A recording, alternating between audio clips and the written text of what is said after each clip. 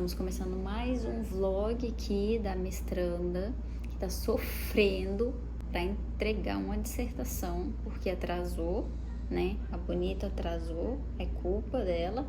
Vamos lá, né? É o que tem, a gente vai tentar entregar pelo menos os 75% obrigatório para a banca. E isso a gente pode fazer. Eu tô conseguindo corrigir em cima da minha meta, que é o quê? Corrigir uma página por dia. Gente, parece que é fácil corrigir uma página por dia, mas não é. É muito difícil, porque você volta muito a conteúdos, então tem alguma coisa que você esqueceu, você tem que ir lá reler algumas coisas, tem que pesquisar. Eu tinha esquecido algumas coisas sobre antropologia. As ideias do autor que eu estudo vêm da antropologia também, não só da sociologia e da literatura.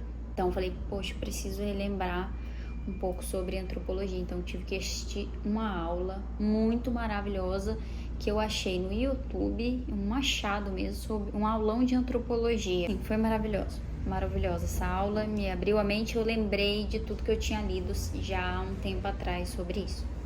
Então essas coisas a gente tem que fazer, por isso que demora tanta correção.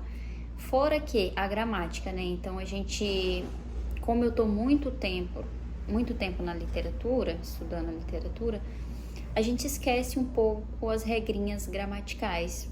A gente vai escrevendo por intuição, por exemplo, coloca vírgula aqui por intuição, mas você vai perdendo o fio da meada, então você tem que voltar lá e rever regras. Então essas coisas demoram um pouco.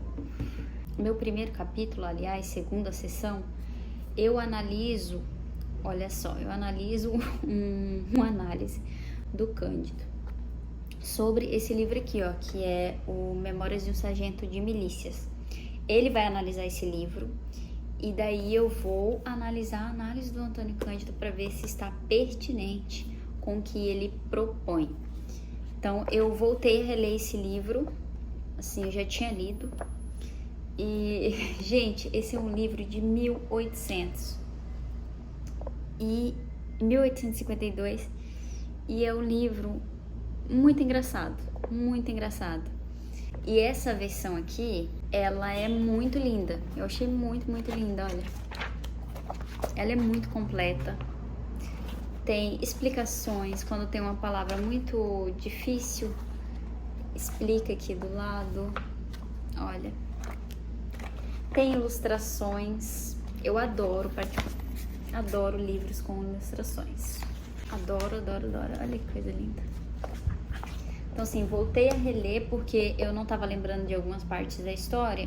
Então assim, essas coisas a gente tem que voltar. Só que se deter mais a análise, claro, né?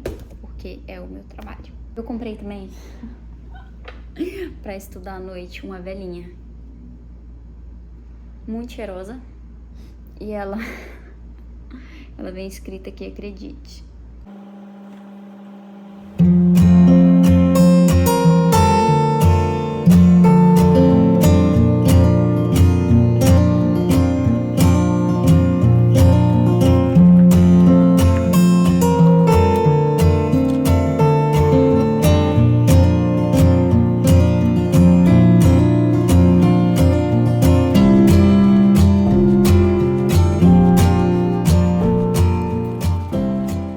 Coisa que eu sempre fiz foi fichamento, só que antes eu fazia num caderno só, que até ele tava por aqui, eu fazia num caderno assim, aí eu colocava tudo, ó. Só que eu tava achando muito difícil achar as coisas. Agora eu tô fazendo nessas fichinhas aqui. Quando é um ponto muito chave da minha dissertação, aí eu coloco nessas fichinhas. Fica muito mais fácil de achar as minhas anotações. Então, é isso. Aí eu coloco... Normalmente eu coloco o conceito, explico com as minhas palavras, coloco da onde eu tirei aquela explicação, né? Da onde eu parafraseei. E se tiver algum outro trabalho que fale também sobre isso, sobre esse conceito, contrapontos, né, eu coloco também. Aí coloco página, da onde eu tirei. Enfim, e daí fica muito mais fácil achar as coisas do que ficar procurando ali no caderno, né? Passando página por página. Mas é claro que isso vale só para os conceitos mais importantes, senão você vai ficar com um montão de ficha e não vai saber o que fazer. Olha, outra dica que eu dou é que toda correção que você for fazer, você abra um novo documento e coloque a data que você começou a corrigir o documento. Então aqui eu comecei dia 1, né? Hoje é dia 5.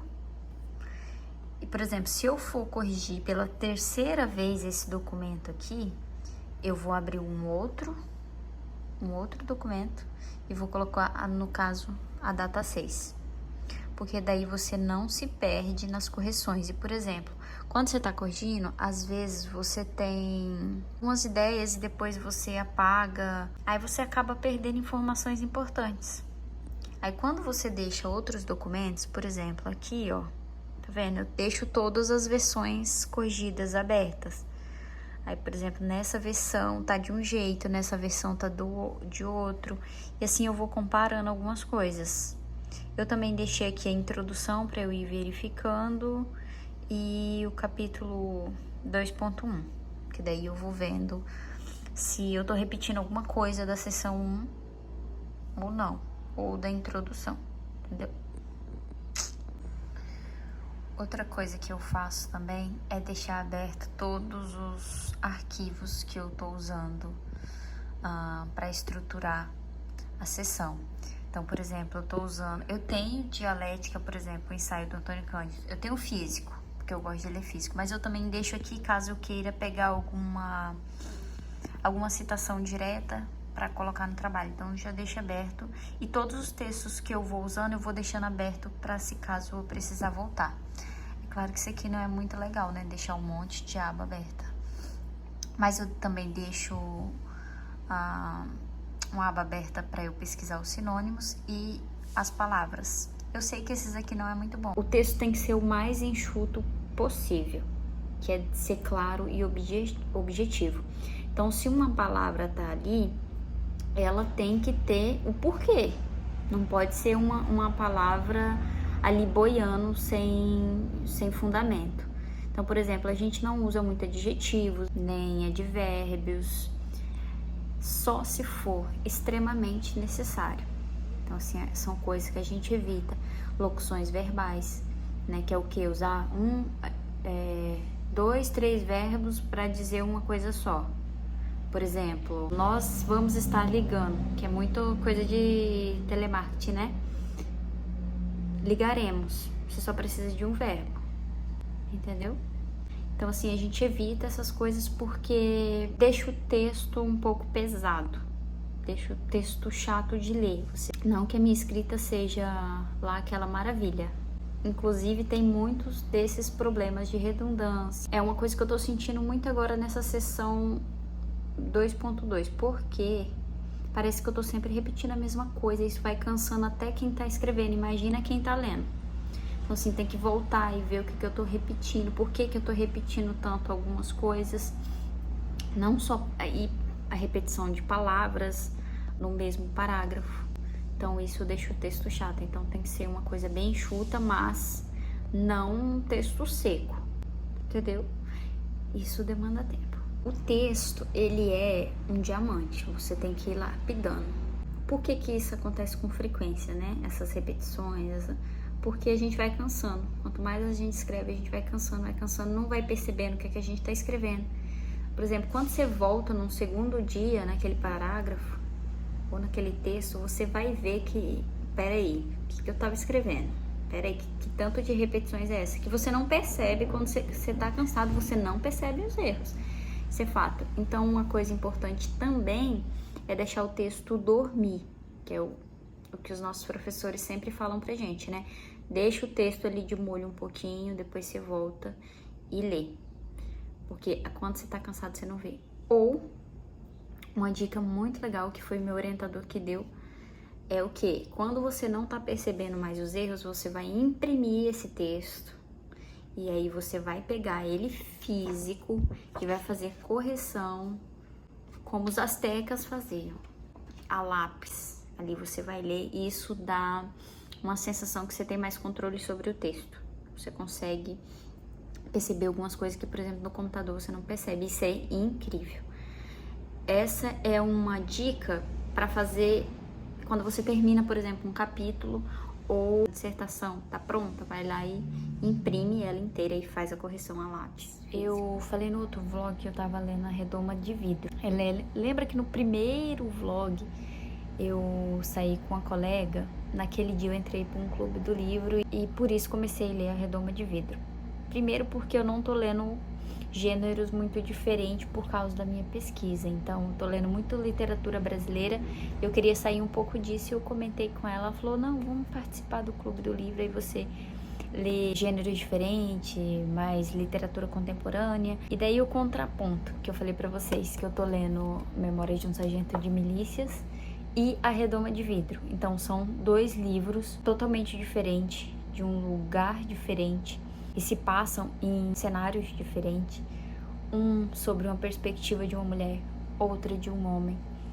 Enfim, muitas diferenças. Eu acho que uma coisa que eu disse no outro vídeo, que era, se você tá passando por um momento difícil, cuidado ao ler A Redoma de Vidro, porque tem muitos momentos que talvez vai despertar um gatilho, você vai ficar muito triste em alguns momentos, principalmente no capítulo que eu tô agora, que é o 10. Eu me identifico muito com a personagem, principalmente na questão quando ela fala sobre a vida acadêmica.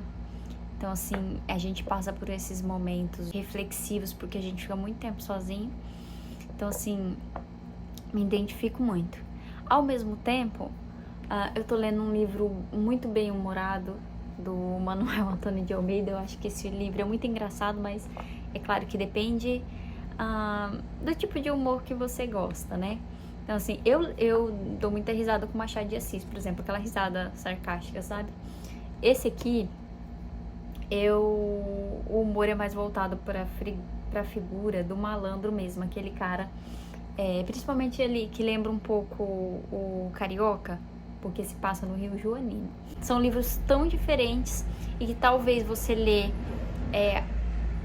2 livros, um nessa pegada e o outro, talvez amenize um pouco o impacto de ler somente A Redoma de Vidro. Todos os conteúdos que eu achei sobre essa obra faz uma análise sempre muito biográfica. É claro que é bem difícil desassociar, né, a leitura, mas eu acho que o exercício, principalmente se você é de letras, é você começar a pensar a obra por ela mesma, sem as questões biográficas. É claro que isso é um pouco difícil, mas é um exercício, sabe? Por exemplo, eu tô na Redoma de Vidro, tô tentando desassociar um pouco disso e focar mais na forma que ela escreve aqueles acontecimentos, como ela mostra aquele sofrimento, né? Porque, assim, é claro que um autor não vai escrever sobre algo que ele não conhece, então todo autor ele vai colocar ali um pouco dos seus traços, mas a obra ela é autônoma, então precisa ser lida como tal. Bom, pelo menos é assim que eu penso. É claro que é muito legal as curiosidades, ir lá ler o diário e tudo mais, mas na nossa área a gente tem que pensar um pouquinho diferente nesse sentido. Então, assim, o que eu tô gostando bastante é a forma como ela descreve as coisas, né? Como ela narra. E é muito interessante. Ali a gente percebe que ela é muito boa em descrever situações, personagens, momentos. Então, assim, essa é uma das coisas que eu mais estou gostando no livro. Não, e olha o pijama da gata. Pera aí. Olha o pijama da gata ficar em casa. Nem tão bagunçado, nem muito arrumado. Sim, eu já consegui bater minha meta de hoje, que era corrigir uma página até a página 5. Então, assim, hoje eu também já li um pouco da Redoma de Vidro, um pouquinho da Memória de Sargento de Milícias. Agora eu vou tomar o meu segundo café, aí uma parte que eu ri da passagem da Redoma de Vidro, que ela fala que o estudante vive à base de café quando está terminando suas dissertações, e é isso mesmo. E uma coisa que eu faço, que ajuda muito, é congelar pão, gente. Dá muito certo. Congela o pão. Depois, quando você for comer, você molha ele um pouquinho assim, não é pra encharcar. Só molha rapidinho, coloca na airfry. Eu coloco uns 10 minutinhos e espera. Fica parecendo que saiu da padaria, do forno, sabe? Molinho por dentro e crocante por fora. Fica muito, muito, muito bom. Toda vez que eu pego essa xicrinha aqui, eu lembro da minha avó, porque foi ela que me deu. E eu tento usar ela sempre, justamente porque a minha avó, ela não usava as coisas que ela comprava. Ela fazia coleção de copos, jarras, e ela sempre comprava algo diferente, copinhos decorados, sabe? E morreu sem usar nada do que ela guardou para um momento especial, sabe? E esse joguinho, que são 6, ela me deu uma vez que eu fui ajudar ela a arrumar a casa, que ela tinha caído, né? E ela não aceitava ajuda, ela não gostava de aceitar ajuda.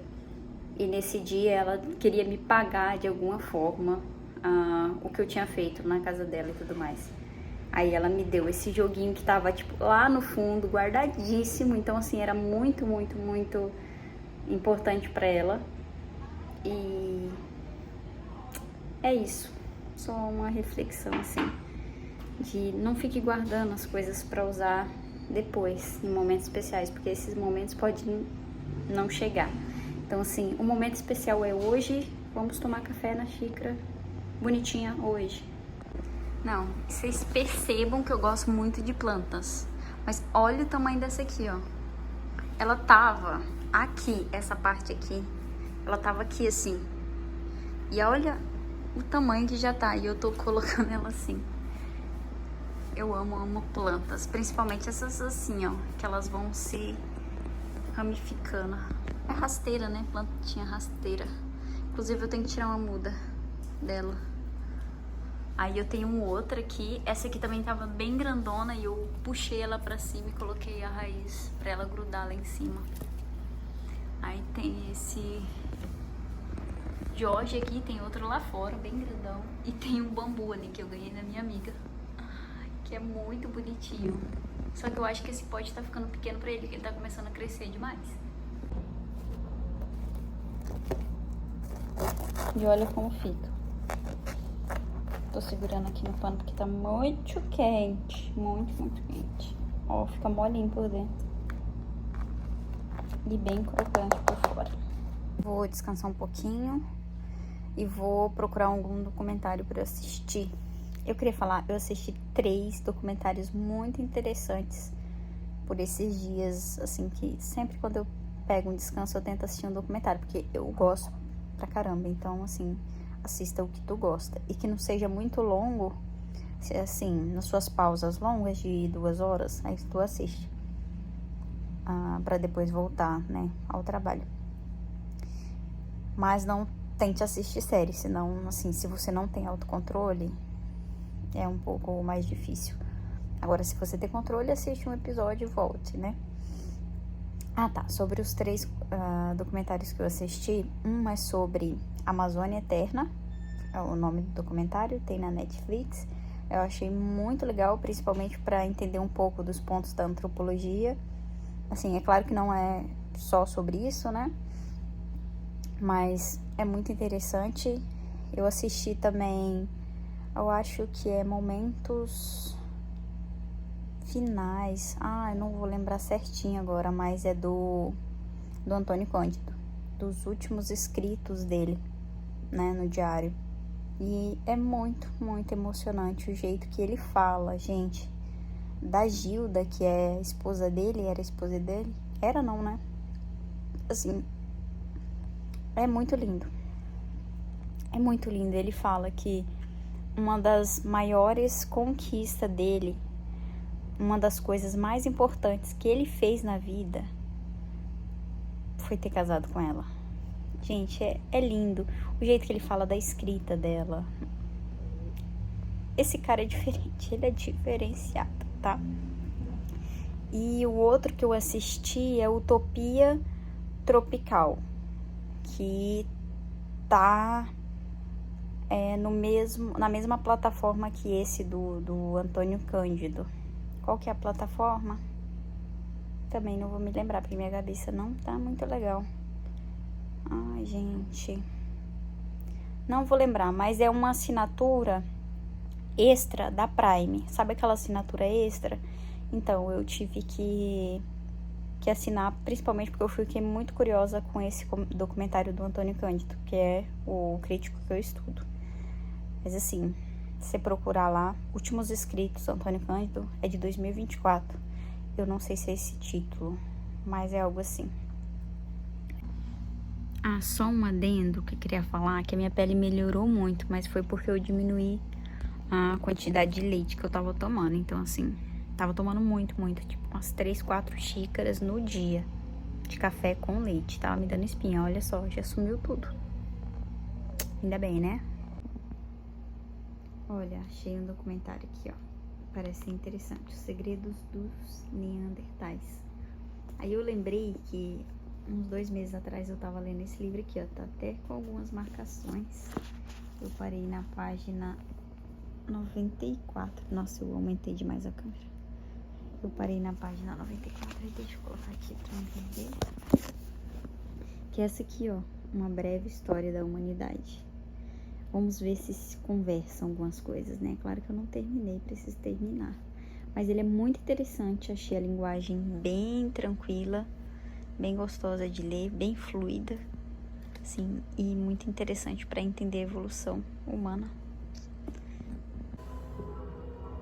Há muito tempo, as planícies da África Oriental abrigaram nossos ancestrais distantes.